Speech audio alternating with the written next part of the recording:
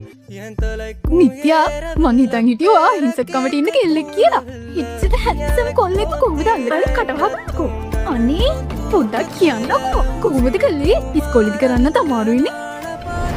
අපේ පවුලේ හැමෝම වගේ කසාද බැඳලා තියෙන්නේ ප්‍රොපෝසල්ස් වලින්. කිසිම කෙනෙක් ලව් මැරේජස් වලින් නම් කසාද බැඳලා නැහැ. මේකම ලොකෝමට හાર્ට් එකක් දෙයි. ඉවරද? ඔයයි සොඳුයි කසාද බඳින්න ඕනේ කියලා මැරෙන්නේ අය. ඒත් මේ හැමෝම බෑ කියලා තමයි කියන්නේ. ඊට පස්සේ දෙන්න ගෙවල් වලින් තොරලා යනවා. පස්සේ ඉතින් කසාද බඳින්න පුළුවන්.